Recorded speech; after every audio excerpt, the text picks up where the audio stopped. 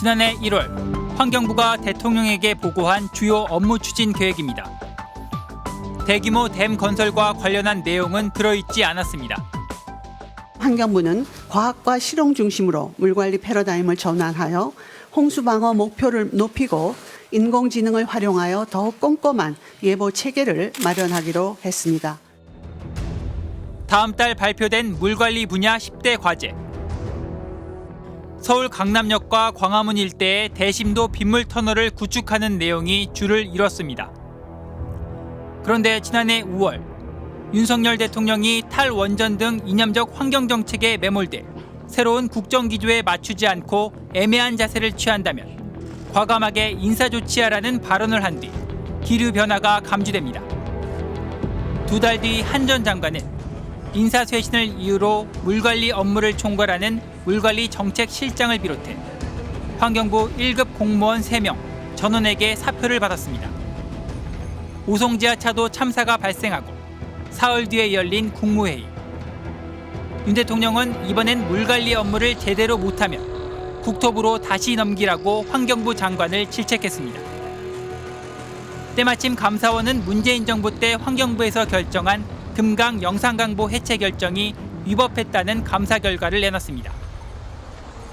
그러자 환경부는 기후위기 대응을 위해 댐 신설 등 과감한 치수 대책을 마련할 것이라고 선언했습니다. 당시 사정을 잘 아는 전직 환경부 고위 관료는 스트레이트의 오송 참사 이후 상황이 급변했다면서 이때부터 신규 댐 건설 얘기가 본격적으로 나오기 시작했다고 말했습니다. 정부는 물 관련해서 발생하는 이러저러한 위기나 혼란을 댐을 짓는 것으로 다 해결할 수 있다라고 국민들에게 보여주고 싶어하는 거라고 생각을 해요. 물 관리가 어떤 정부의 실패, 지자체의 실패인 것인데 이것이 기후변화 탓이고 그리고 댐을 막으면 해결될 수 있는 것처럼 너무 쉽게 그런 책임을 떠넘기고 싶어하는 거죠. 사표 제출 후 공석이던 물관리정책실장 자리에 국토부 출신 인사가 기용되면서 환경부의 신규 댐 추진은 속도가 붙었습니다. 그리고 올해 7월 신임 환경부 장관으로 김완섭 전 기획재정부 2차관이 임명됩니다. 기재부 관료가 환경부 장관으로 온 건 박근혜 정부 이후 8년 만이었습니다. 김 장관은 취임 불과 나흘 만에 신규 댐 건설 후보지 14곳을 발표했습니다. 지금부터 기후위기 대응댐 후보지 안에 대해 말씀드리겠습니다. 총 14곳으로 다목적 댐 3곳, 홍수 조절댐 7곳, 용수 전용댐 4곳입니다.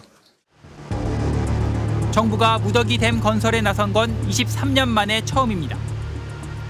국가 주도로 더 이상 대규모 댐을 건설하지 않겠다고 한 입장을 6년 만에 뒤집혔습니다. 그렇다면 환경부는 14개 댐 후보지와 규모를 어떻게 정한 걸까?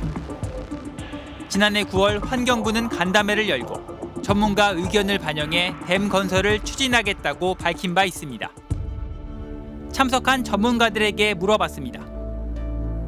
학계 출신의 한 참석자는 회의에선 댐 건설에 대한 원론적 얘기들이 오갔고 후보지에 대한 논의는 없었다고 했고, 다른 참석자는 신규 댐의 위치나 규모 등은 논의를 한 적도 없는데 공식 발표가 나와 의아했다고도 했습니다. 그런데 후보지로 지정된 지자체에서 흥미로운 이야기를 들을 수 있었습니다. 지난해 10월 건설 엔지니어링 업체 관계자 2명이 찾아왔다고 했습니다.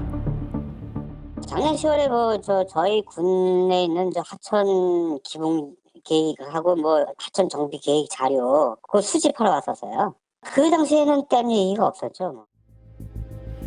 이 업체는 환경부가 맡긴 4대강 권역 수자원 관리 계획에 대한 연구 용역을 수행하는 곳이었습니다. 알고 보니 환경부가 연구 용역을 수행하던 건설 엔지니어링 업체들과의 계약 기간을 1년 연장해 이 업체들에게 신규 댐 건설 관련 연구 용역도 맡겼던 겁니다. 스트레이트 취재 결과 이들 업체에는 과거 4대강 정비 사업에 참여한 뒤 정부 훈포장을 받은 임직원이 여럿 있는 것으로 파악됐습니다. 또 국토부 고위 관료 출신, 즉 전관이 임원인 업체도 있었습니다. 4대강 사업에서도 봤듯이 정말 토건 사업이잖아요. 토건업자들이 대응을 하게 되면 자기들의 이로운 말만 할 거 아니겠습니까? 또 나중에 이 사람들이 결국 수주를 맡을 텐데 그 이해관계자들이 이 중간 과정, 수립 과정에 참여하면 안 된다는 생각을 합니다. 그런데 이 업체들이 등장한 곳은 또 있었습니다. 8월부터 지역별로 설명회를 통해 주민들의 의견을 듣겠습니다. 주민 의견을 듣기 위해 환경부가 준비한 지역별 설명회였습니다. 이 자리에 건설 엔지니어링 업체 임원들이 직접 나와 댐 건설의 필요성과 목적 등을 설명했습니다. 변경될 수 있는 이런 상황입니다. 그걸 먼저 염두에 두시기 바랍니다. 일단 저희가 검토한 위치는 용두천 중류에 있는 효자면 도촌리 일원이고 홍수 조절 점용입니다.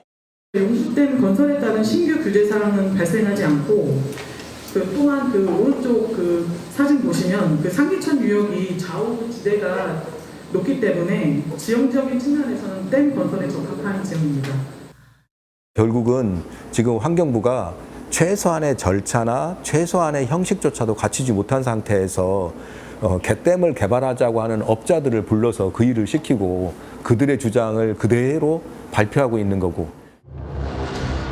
이에 대해 환경부는 용역 결과는 유관기관과 회의를 통해 철저히 검증했고 기술 검토를 한 업체가 직접 설명하는 게 더 적절하다고 판단했다고 해명했습니다.